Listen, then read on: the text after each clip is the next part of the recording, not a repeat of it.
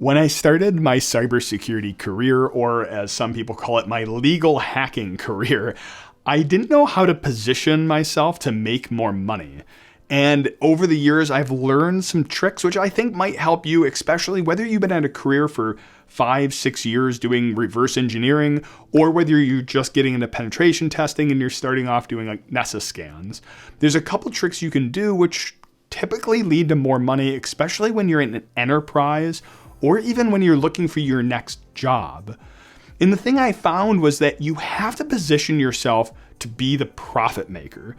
And that can mean a couple different things depending on whether you're at an enterprise or whether you're consulting. In consulting, it's a lot easier. And what I mean by positioning yourself is, if you're a consultant, you're a profit maker. Like ultimately, that's where you want to be. That's where you get the most amount of money within cybersecurity, is being a profit maker. It doesn't require you being a consultant, but let's go down that path before we go down the enterprise route.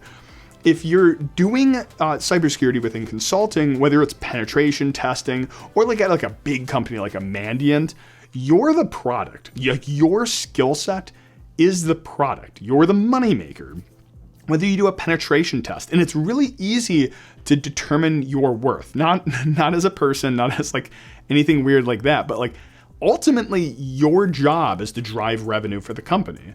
So if your salary is $100,000 and your projects total up to $200,000, you're a net positive of $100,000.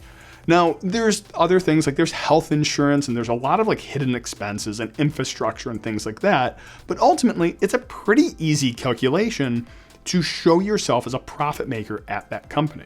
So when you ask for more money, you can have a total of here's how much I was charged for, here's how much I make.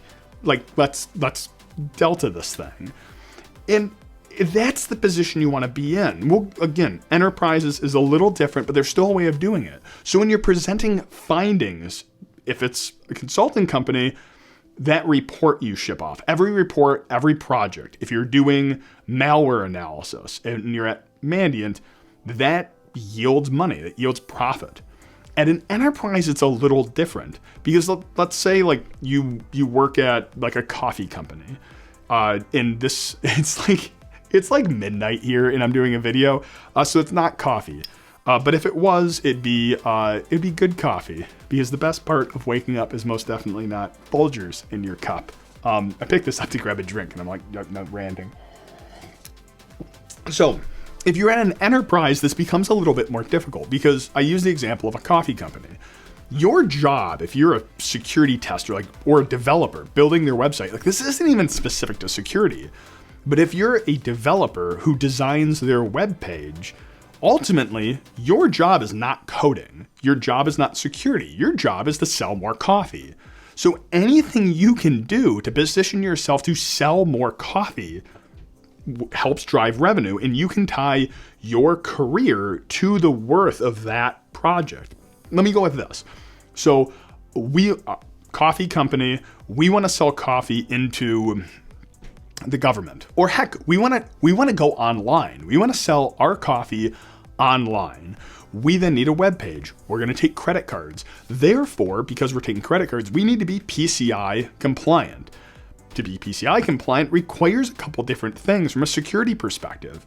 I can now attach all the security testing I'm doing for our coffee company to the compliance, which then I can tie saying, because we got PCI compliant, we were able to offer credit cards on the website, which means now we can make X amount of extra dollars for it. Now, let's go a different way. You work at a large enterprise selling software. They want to sell their software into the government. That requires maybe, FedRAMP if you're in the financial space, or healthcare if you're need HIPAA compliance. Like any of these compliances, oftentimes there's security requirements which you can put yourself towards that compliance, and then you can tie that to revenue goals because they need that compliance. So there starts becoming minutia, but you start realizing that if you're a pen tester and you find huge vulnerabilities, those things tend to be overhead. Like I remember my first job, or one of my first jobs at General Electric, I found some like egregious vulnerabilities in some of their products. And ultimately, the teams got upset at me. Like the managers get upset at you because I'm delaying their go live dates. Like I would find these big vulnerabilities, and it kind of goes back. A little bit of a rant here is when I was doing security there, I was the Neanderthal security person. And there's a whole nother conversation about like CI, CD, like continuous improvement, continuous development, where security needs to get into these elegant processes. Like developers have agile cycles and 2-week sprints. And security's like, hold on, we need to halt everything. We need 2 weeks with the environment while we do our test. And then we're going to issue vulnerabilities. And then we're going to delay release because you're not allowed to push any vulnerabilities. Like ultimately, all they care about is selling coffee. Like all they care about is selling their product. And security's getting in the way. But yet, if we do take the exact same assessment, all those cool vulnerabilities I was finding, and I introduce them, I don't try and like force security, but I grab all those vulnerabilities, I put them into their backlog, I let development treat them like any other bug. All of a sudden, security now becomes an attachment to the product team. Like all of a sudden, security isn't over here doing security things and then making the team harder. Security is now part of the development cycle. As part of the development cycle, every time a build gets pushed out, it's now attached to the product, which is generating the revenue, and security is part of that. Like it becomes a lot harder to do within the enterprise versus consulting, and that's why ultimately I went over to consulting. I was the profit generator, so I was able to see exactly what my worth was. Again, not as a person, I get it, but I can see what my worth is, how much I was making for the company, and then attach that to my salary. Ultimately, that's how I made more money throughout my whole career. Early on, I made it by jumping from company to company until I found like where I was. But then using proper communication about the vulnerabilities and attaching it to revenue goals is how I made more money. Ultimately, your goal is to become a revenue generator at the company. Within consulting, it's pretty obvious. Within the enterprise, there's one other tactic you can take. You treat it as a consulting company. Now, this is really only possible in really big enterprise, but it can work in small ones too. If there's only 10, 15 people, or even if you're about 100 people, once you get above 1,000, you're a big enterprise. But you spin up your own consulting company inside the company in charge for your services to the teams. And what's really cool about this is you can show even cost savings this way. What you can do is you can sell assessments to those other teams who require them for their compliance.